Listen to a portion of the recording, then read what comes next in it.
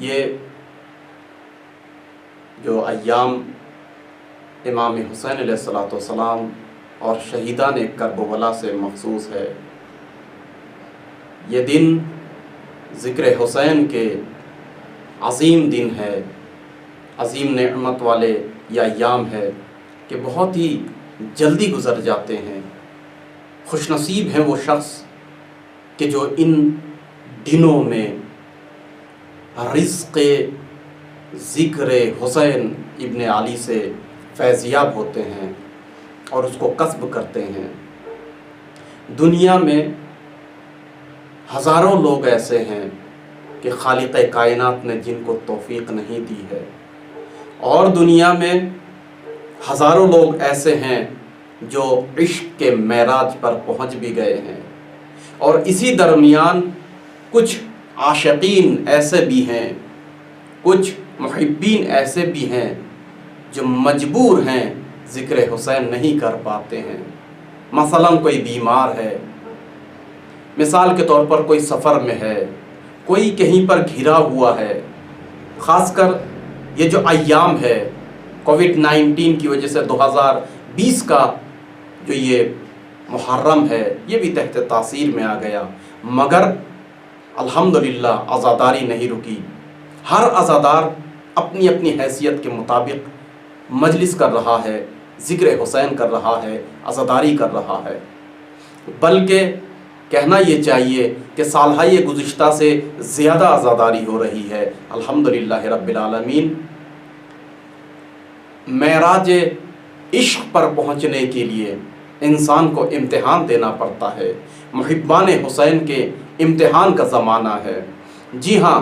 لہٰذا میں دو ایک باتیں اپنے جوانوں کے لیے عرض کر دوں۔ سرزمین نیپال میں بہت ہی سخت لاک ڈاؤن ہے اور تقریباً کرفیو کی مانند ہے۔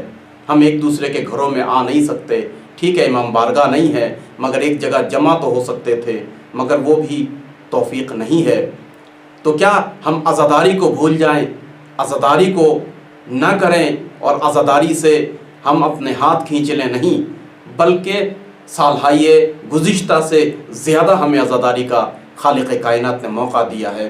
اپنے گھروں میں بیٹھ کر عزاداری کریں، لیکن بس یہ عرض کرنا چاہتا ہوں کہ چونکہ آن لائن عزاداری ہو رہی ہے، اکثر و بیشتر اس میں ذاکروں کو تھوڑی سی پریشانی آتی ہے۔ فرض کیجئے تنہا مجلس پڑھنا یا اور بھی بہت سارے مسائل ہیں، ہو سکتا ہے کسی کے پاس اچھا کیمرہ نہ ہو، کسی کے پاس انٹرنیٹ نہ ہو، اسپیڈ نہ ہو، وغیرہ وغیرہ، کسی کے پاس جو ہے وہ زمینہ اور امکان فراہم نہیں ہے۔ مثال کے طور پر فرض کیجئے میں اپنے ہی گھر میں یہ مجلس برگزار کر رہا ہوں۔ کووڈ-19 کے زمانے میں میں زیادہ چلا نہیں سکتا چونکہ پورا علاقہ سنسان ہے، کرفیو لگا ہوا ہے۔ زیادہ اگر مصائب زور سے پڑھوں گا تو لوگ آ جائیں گے کہ کیا ہو گیا، اس گھر میں کوئی حادثہ تو نہیں ہو گیا، کیونکہ ہم ایسے علاقے میں زندگی گزارتے ہیں کہ جہاں پر دور دور تک کوئی عزادار نہیں ہے۔ اس کلچر سے، یعنی عزاداری کے کلچر سے یہاں کے عام انسان جو ہے وہ آشنا نہیں ہے، لہٰذا انہیں نہیں سمجھ میں آئے گا کہ ہم کیوں گریہ کرتے ہیں، کیوں حسین پر روتے ہیں، کیوں اشک بہاتے ہیں۔ بس لہٰذا بہت ہی محدود رہنے کے بعد یہ عزاداری کرنی پڑ رہی ہے۔ مگر میں یہ عرض کر دوں خصوصاً جوانوں کے لیے، میری بہنوں کے لیے، میرے بھائیوں کے لیے جو گھر میں موجود ہیں اور عزاداری کر رہے ہیں، جی ہاں، یاد رکھیے آن لائن مجلس آپ سن رہے ہیں تو اس کا مطلب یہ نہیں ہے کہ جو مجلس کے آداب ہیں اس کو بھول جائیے۔ یقین مانیے، آپ نے اگر نیت کی ہے، اپنے گھر میں فرش عزا کی نیت کی ہے اور مجلس سن رہے ہیں لائیو اور زندہ آن لائیو، اور اس آن لائن مجلس کا ثواب اتنا ہی ملے گا جتنا کہ آپ فرش عزا پر بیٹھے ہوئے ہیں۔ کیوں؟ اس لیے کہ نیت کے اوپر دار و مدار ہے۔ اپنے گھروں میں فرش عزا کو آپ نے بچھایا ہے، اب گھروں میں فرش عزا کو بچھایا ہے، تصور مت کیجئے گا کہ کوئی آئے گا یا نہیں آئے گا۔ اس ہستی کے لیے آپ نے فرش عزا بچھایا ہے جس کے لیے کوئی رکاوٹ نہیں ہے، کوئی معنی نہیں ہے، وہ ہستی آ جاتی ہیں اپنے لال کی عزاداری کرنے کے لیے۔ لہٰذا اس وقت عزاداری جس طریقے سے فرش عزا پر بیٹھنا اور عزاداری کرنے کا آداب ہے اور ادب ہے، اس کی رعایت کیجیے۔ یہ نہ ہو خدا نخواستہ کہ ہمارے جوان لیٹے ہوئے ہیں اور مجلس آن لائن سن رہے ہیں، یہ نہ ہو کہ لوگ کچھ کھا رہے ہیں یا گپ لگا رہے ہیں یا باتوں میں مصروف ہیں یا ٹیلی ویژن دیکھ رہے ہیں یا کھیل رہے ہیں یا موبائل پر چیٹنگ کر رہے ہیں یا گیم نہیں۔ کیا حقیقت بتائیے، اگر آپ کا کوئی اپنا اس طریقے کا عزیز جیسا فاطمہ کے نزدیک حسین ابن علی تھے، ایسا کوئی عزیز خدا نہ کرے کسی کا گزر جائے اور اس کی مجلس برگزار ہو، اس کا غم برگزار ہو، تو کیا آپ اس طریقے سے اگر کسی دوست کو دیکھیں گے کہ اس مجلس میں آ کے وہ ویڈیو گیم کھیل رہا ہے، چیٹنگ کر رہا ہے یا پیر پھیلائے لیٹا ہوا ہے یا نہ جانے چاکلیٹ اور بادام یا کچھ بھی جو ہے وہ کھانے میں مصروف ہے، تو کیا آپ کو اچھا لگے گا؟ بالکل نہیں، بلکہ آپ سوچیں گے کہ کیسا میرا واہیات دوست ہے، کیسا میرا چاہنے والا ہے، میرے باپ کے، میرے جوان بیٹے کی، میرے بھائی کی میت میں یا مجلس میں کس انداز کا اس کا رفتار و برخورد ہے۔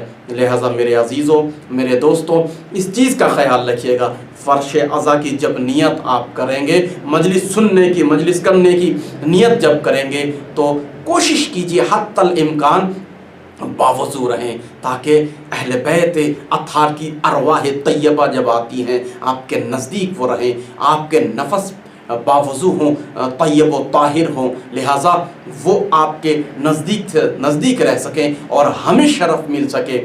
کیوں؟ اس لیے کہ ہم بلیو کرتے ہیں، یہ ہمارا فیتھ ہے، یہ ہمارا ایمان ہے، ہمارے علماء نے، خطیبوں نے، ذاکروں نے بتایا، یہ ہمارا عقیدہ ہے کہ جب بھی مجلس امام حسین علیہ السلام ہوتی ہے تو مادر عزیز حسین یعنی حضرت فاطمہ الزہرا ضرور تشریف لاتے ہیں۔ جی ہاں، میں نے عرض کیا کہ مجلس کا جو عنوان مختصر ہی صحیح اس کے اوپر جو ہے وہ ذکر کیا جا رہا ہے کہ ذکر حسین ابن علی کی فضیلت کیا ہے، عجیب فضیلت ہے، یہ بھی کسی عبادت سے کم نہیں ہے۔ لہٰذا جس طریقے سے کہ عبادت میں انسان کو باوضو ہو کر اور پاک اور پوتر ہو کر اور دل اور اخلاص کے ساتھ، خاشع اور خضوع کے ساتھ وہ عبادت میں شریک ہوتا ہے، اسی طریقے سے وہ مجلس میں بھی شریک ہوں۔ میرے عزیزوں، میں نے عرض کیا کہ دیکھتے دیکھتے آج محرم کی 5 تاریخ بھی گزر گئی ہے۔ آج کے 5 تاریخ میں کچھ خاص واقعات رونما ہوئے کرب و بلا کے میدان میں، چونکہ سرزمین نیپال میں یہ گفتگو ہوتی ہے اور بہت سے لوگ اس مجلس کو، جو مسلم، نان مسلم، شیعہ یا محبان اہل بیت دوسرے فرقے کے ہیں، دوسرے ادیان کے ہیں، بدھسٹ ہیں، سبھی سنتے ہیں، لہٰذا وہ بھی کچھ سمجھنے کی کوشش کرتے ہیں۔ تو 2-4 جملے ان کے لیے بھی میں کبھی عرض کر دیتا ہوں، آپ لوگ بھی تحمل کیجئے، اور بلکہ نئی نسل چاہے وہ ہماری ہو، کسی کی بھی ہو، وہ شاید ان کو بھی جاننا ضروری ہے۔ دیکھیے، 5 محرم کو جو واقعات کرب و بلا میں رونما ہوئے، چونکہ آپ کو معلوم ہے 2 محرم کو امام حسین علیہ السلام کا قافلہ گھیر کر کرب و بلا کے جنگل میں لایا جاتا ہے، اور جنگل کرب و بلا جس کو نینوا بھی کہتے ہیں، دشت بلا میں لانے والا وہ شخص کہ جس کی یہ ذمہ داری دی گئی تھی عبید اللہ ابن زیاد کی جانب سے، وہ حر ابن یزید ریاحی تھا کہ جو سب سے پہلے امام حسین کو راہوں سے لے کر اور بندی بنا کر تقریباً اپنے گھیرے میں وہ 2 محرم کو کرب و بلا میں حسین ابن علی کو اپنے اہل و عیال کے ساتھ وارد کرنے پر مجبور کرتا ہے۔ میرے عزیزوں، میرے دوستوں، یہاں پر ایک جملہ میں عرض کرنا چاہتا ہوں۔ تاریخ میں عجیب بات ملتی ہے، تاریخ میں ہمیں یہ نچوڑ ملتا ہے کہ کرب و بلا کے جنگل میں وقت کے بادشاہ حسین، وقت کے نبی کا نواسا، سیدۃ النساء العالمین کا فرزند، سادات اول، مومن اول، نواسہ رسول، نبی کے دوش پہ سوار ہونے والے، حسین منی وانا من الحسین کہنے والے، اس حسین کو سب سے پہلے جو کرب و بلا میں لے کر آتا ہے اور جس نے سب سے پہلے پانی بند کیا وہ حر ابن یزید ریاحی ہے۔ مگر زمانہ ایسا بدلا، اس کے ظرف نے، اس کے ضمیر نے ایسی بیداری دکھائی اور اس کے ضمیر نے حسین ابن علی کی محبت اور مقایسہ کیا، حسین کی معرفت اس کے دل میں، اس کے من میں اس طریقے سے اتر گئی کہ وہی حر ابن یزید ریاحی کہ جس نے سب سے پہلے حسین کے اوپر پانی بند کیا، وہی سب سے پہلے حسین کے اوپر اپنی جان بھی دیتا ہے، حسین کے اوپر اپنے خون کو نچھاور کر دیتا ہے، حسین ابن علی کے اوپر سب سے پہلے شہید ہو جاتے ہیں۔ میرے عزیزو، خداوند عالم ہمیں بھی معرفت حسین پر گامزن رکھے۔ خداوند عالم اسی لیے قرآن مجید میں ہم لوگ یہ ترجمہ کرتے ہیں اہدنا الصراط المستقیم، نہ یہ کہ خدا ہدایت کر، بلکہ ہمیں ہدایت کے راستے پر قائم رکھ، گامزن کر۔ میرے عزیزو، لیکن عجیب بات یہی ہے کہ کرب و بلا کے جنگل میں یزید کے لشکر کا سپہ سالار عمر سعد، آپ جانتے ہی ہیں عمر سعد اس شخص کا نام ہے کہ جس نے کوفے سے سب سے پہلے خط دینے والوں میں عمر سعد کا نام ہے۔ عمر سعد سب سے پہلے امام حسین علیہ السلام کو خط لکھتا ہے، یہ مختار کا بہنوئی ہوتا ہے، سوتیلا بہنوئی، لہٰذا حسین ابن علی کو خط لکھ کر بلاتا ہے، کوفے میں دعوت کرتا ہے، اور یہی وہ عمر سعد ہے جو سب سے پہلے حسین ابن علی کے خیمے کی جانب تیر چلاتا ہے اور یہ کہتا ہے اے لشکر والو گواہ رہنا، میں نے سب سے پہلے حسین جیسی عظیم شخص کی جانب اور حسین کے خیمے کی جانب، حسین کی جانب میں نے تیر اندازی کی ہے۔ جی ہاں، کتنا بدل جاتا ہے یہ دونوں کردار، کتنے بدل جاتے ہیں لمحے بھر کے لیے، چند گھنٹوں میں، چند دنوں میں۔ ایک حر کہ جو سب سے بڑا دشمن تھا وہ سب سے بڑا جانثار ہوا، سب سے بڑا محب امام حسین ہوئے۔ اور میرے عزیزو، عمر سعد کہ جس نے حسین ابن علی کو خط لکھ کر کوفے میں دعوت کی ہے، وہ حسین ابن علی کا سب سے بڑا دشمن بن جاتا ہے۔ البتہ یہ بھی میں عرض کر دوں، عمر سعد دل اور اپنے تمام اعضاء و جوارح سے یہ ثابت کر دیتا ہے کہ عمر سعد کبھی بھی محب اہل بیت نہیں تھا، بلکہ وہ سیاست کی بنیاد پر، یا یوں کہہ دوں کہ وہ دشمن کا جو دشمن ہوتا ہے وہ دوست سمجھنے لگتا ہے، لہٰذا وہ حکومت کی ظلم اور ناانصافی کی وجہ سے حسین ابن علی کی مدد مانگ رہا تھا۔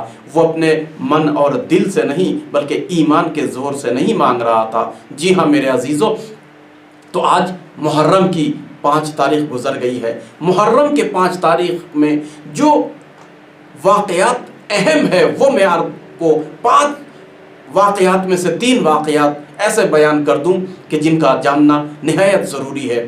ایک یہ ہے کہ عبید اللہ ابن زیاد نے، عبید اللہ ابن زیاد کون ہے، پھر میں اپنے بچوں کے لیے عرض کر دوں۔ دیکھیے، کربلا کے مارکے میں 4 شخصیت کا نام جو دشمنوں کی لسٹ میں اور فہرست میں ہیں، کبھی بھول مت جائیے گا، بلکہ میں کہتا ہوں 4 لعنتیوں کے نام۔ ایک یزید کہ جو وقت کا قابض خلافت کو قبضہ کر لیتا ہے، غصب کر لیتا ہے، اور نبی پاک صلی اللہ علیہ وآلہ وسلم کا خلیفہ ہونے کا جھوٹا دعویٰ کرتا ہے اور اپنے دعوے میں یہ سچ نہیں ہے۔ اس یزید نے حسین ابن علی سے بیعت مانگی کہ جب تک کہ حسین کی ذات رہے گی میری کوئی بیعت نہیں کرے گا، مجھے کوئی احترام سے نہیں دیکھے گا۔ کیوں؟ اس لیے کہ اس کا کردار اچھا نہیں تھا۔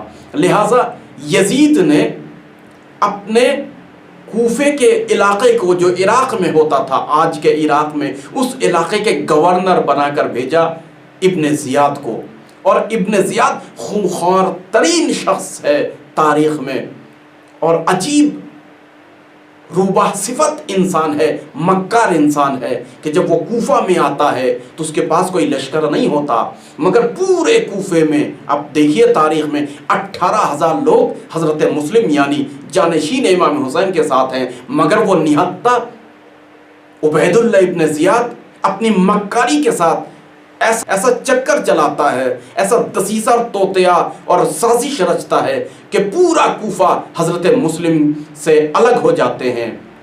ایک سب سے پہلے اس نے کہا بہت عظیم بڑا لشکر میرے پیچھے آ رہا ہے، یزید بھیج رہا ہے میری مدد کے لیے، اگر تم حضرت مسلم کی مدد اور حمایت کرو گے تمہارے بال بچوں کو قتل کر دیے جائیں گے۔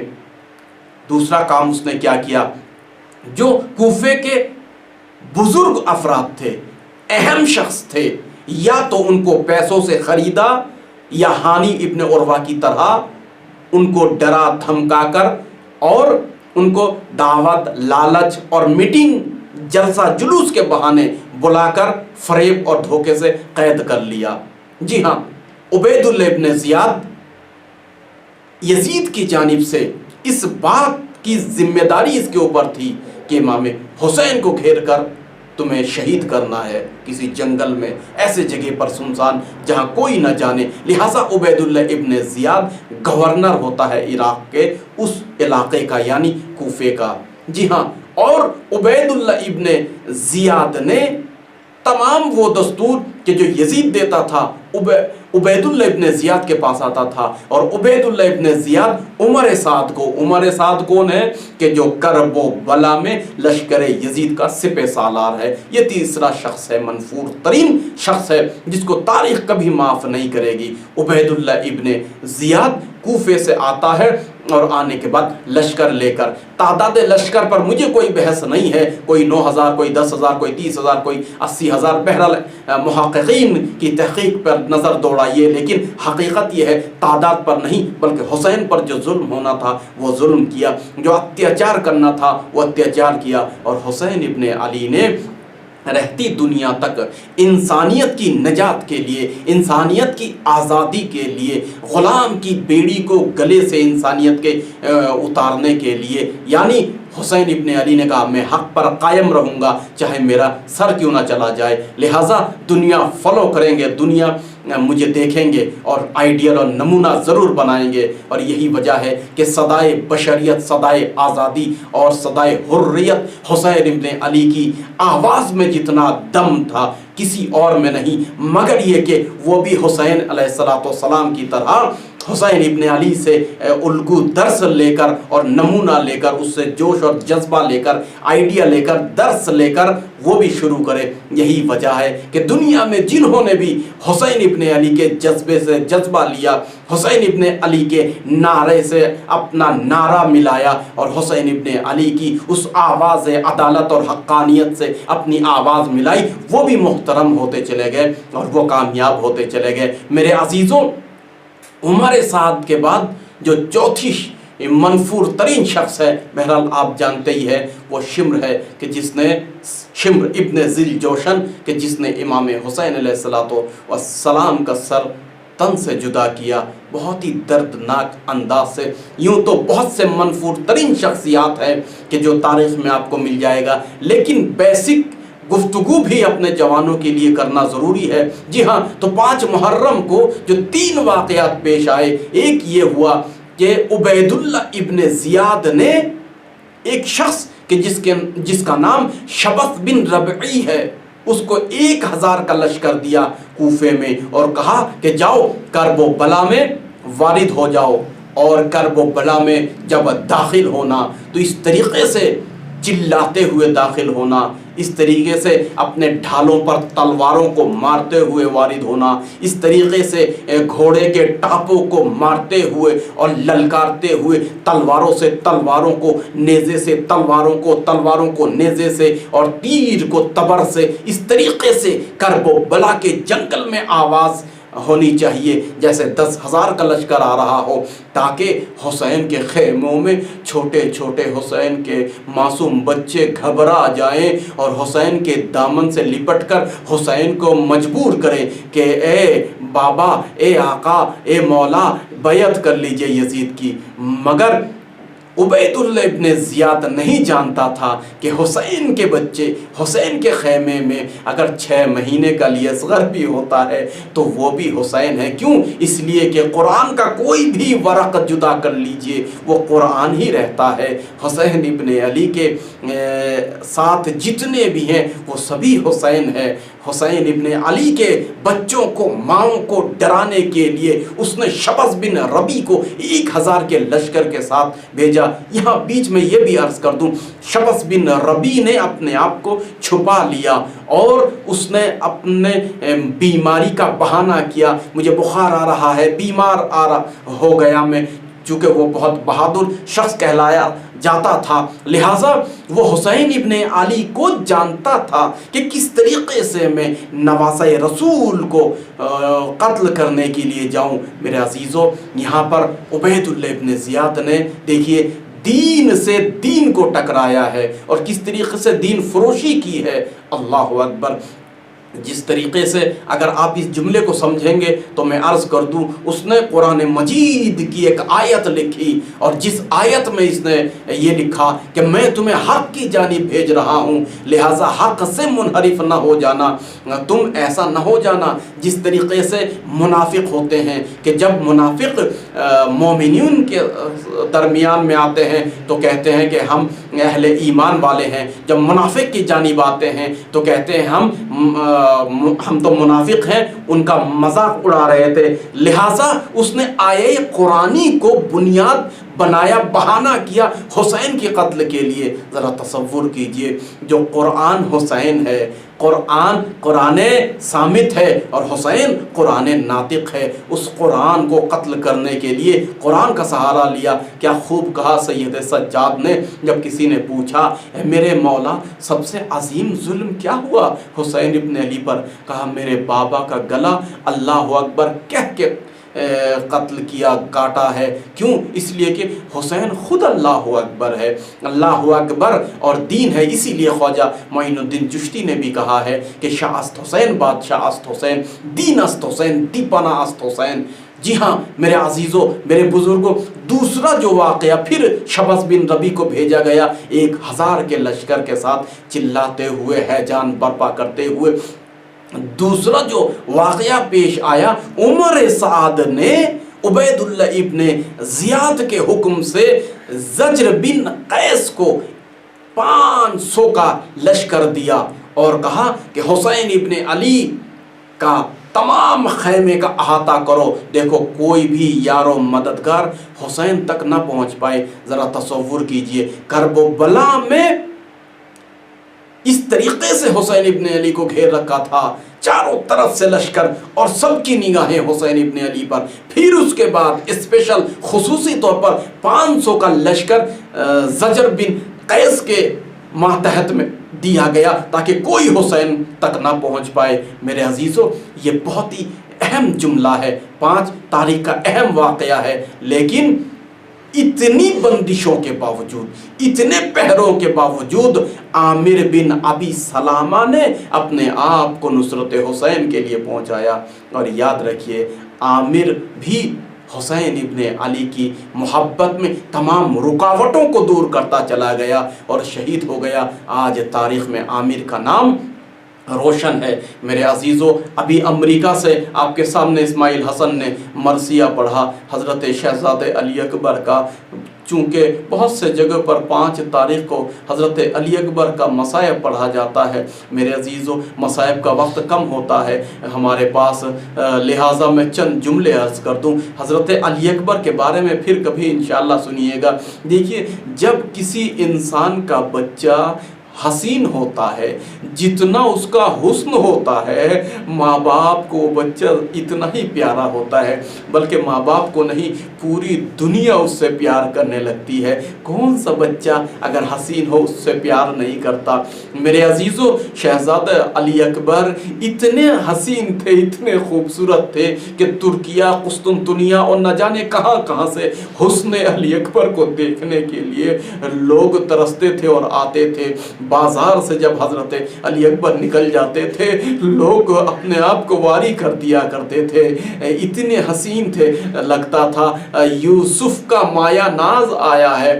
ہاں، فخر یوسف حضرت علی اکبر۔ ہاں میرے عزیزو، مادر علی اکبر کو ام لیلہ کہتے ہیں۔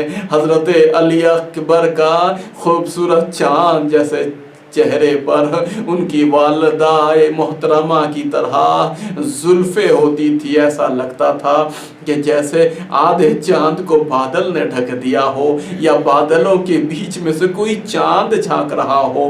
حسین ابن علی ہمیشہ یاد رکھیے، جب سے حضرت علی اکبر پیدا ہوئے، صبح ہوتی ہے سب سے پہلے جس شخص کو دیکھتے ہیں وہ حضرت علی اکبر ہیں۔ علی اکبر کا بوسہ بغیر لیے حسین کا دن کبھی بھی،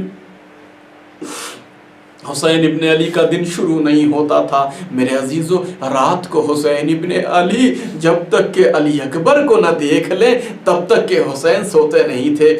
یہاں تک کہ روایت ہے کہ جب حضرت زینب اپنے ساتھ علی اکبر کو لے کے گئے تو امام حسین روزانہ جاتے تھے۔ اسی لیے حضرت زینب نے کہا تھا، میں علی اکبر کو اس لیے بھی لے کر جا رہی ہوں تاکہ میرا بھائی علی اکبر کی وجہ سے میرے گھر پہ آیا کرے۔ اللہ اکبر!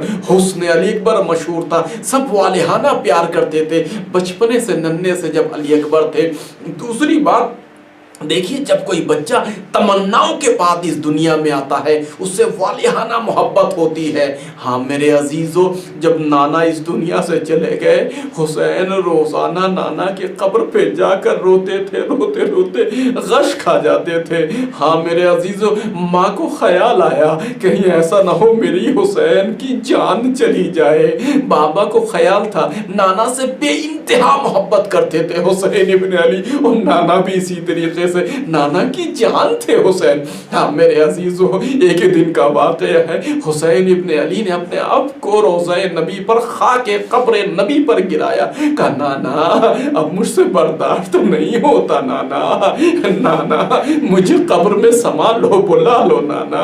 اب حسین جدائی برداشت نہیں کر پائے گا، روتے روتے امام حسین کی آنکھیں لگی۔ ہاں میرے عزیزو، قبر شکاف ہوا، حسین نے خواب میں دیکھا کہ ایک مرتبہ نبی بشارت دے رہے، مختصر میں عرض یہ کروں کہ ایک مرتبہ حسین ابن علی کو نانا نے کہا، اے حسین ابن علی، تم کو وعدہ وفا کرنا ہے، لہٰذا میرے لال تم کو تو زندہ رہنا ہے، ہاں مگر یاد رکھو جب بھی مجھے دیکھنے کی تمنا ہو تمہارا ایک بیٹا پیدا ہوگا، ہو بہو میری طرح ہوگا۔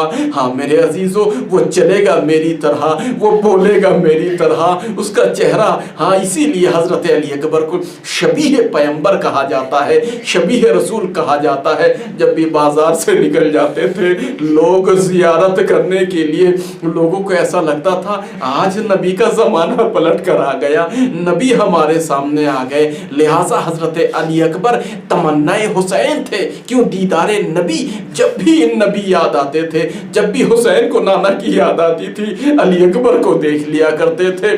ہاں میرے علی اکبر، میری نگاہوں سے الگ مت ہونا، مت دور ہونا۔ ہاں میرے عزیزو، تیسری بات یہ ہے، اگر کسی بھی بچے کے تخلیق کی بنیاد کسی مقصد کی بنا پر ہو، وہ بچہ اہم ہوتا ہے۔ مقصد جتنا عظیم ہوگا وہ بچہ بھی اتنا عظیم ہوگا، اس کی اتنی ہی رکھوالی کی جائے۔ اور حسین ابن علی کو معلوم تھا کہ کرب و بلا کے جنگل میں جب حسین کی مخالفت ہوگی، حسین کے دین کی مخالفت ہوگی، حسین کی نانا کی مخالفت ہوگی، تو علی اکبر کو नबी की आवाज में अजान देनी है। मेरे अली अकबर का ख्याल रखना, करबला तक अली अकबर का कोई गुजंद ना पहुंचे, कोई आसीब ना पहुंचे।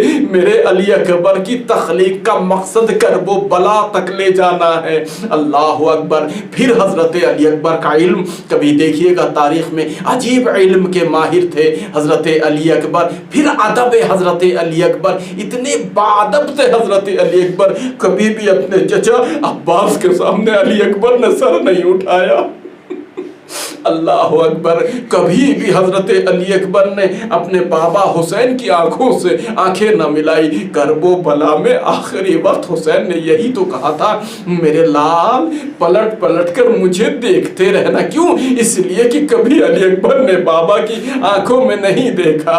अरे बाबा न जाने करबो बला में किस तरीके से अली अकबर को इजाजत दे रहे हैं। मैं कहूँगा मेरे पास वक्त नहीं है अज़ादारो, अली अकबर के मसाइब को याद करो। जब एक मर्तबा करबो बला में ये नाज़नीन बदन वाला शबीह पैगंबर गुल बदन अली अकबर पे हसीन बिन नमेर का, अरे वो भाला वो बर्छी लगी होगी। अली अकबर तड़प कर रह गए। एक मर्तबा अली अकबर घोड़े से गिरने लगे। अली अकबर ने आवाज दी, अस्सलामु अलैका या अबा अब्दिल्लाह, बाबा पर मेरा सलाम हो। अरे हुसैन लाशे पर पहुंचे तो सही, मगर गिरे फिर उठे। मख्तल कहती है, हमीद इब्न मुस्लिम कहता है, हुसैन कोई 70-72 मर्तबा गिरे फिर उठे, मगर जब लाशे के करीब आए हुसैन इस तरीके से तलाश करने लगे जैसे कोई नाबीना शख्स अरे किसी चीज को तलाश करता है। अरे हुसैन की आंखों की नूर। अली अकबर चले गए। मेरे अजीजों, एक मर्तबा अली अकबर ने अपने हाथ को सीने में रखा, हुसैन ने बर्छी को खींचा। ए अली अकबर, हौज़े कौसर पे दादा अली मुर्तजा तुम्हारा इंतजार कर रहा है। इन्ना लिल्लाह व इन्ना इलैहि राजिऊन। रिज़न बिक़ज़ाही तस्लीमन लिअम्रिह, मातम हुसैन या हुसैन।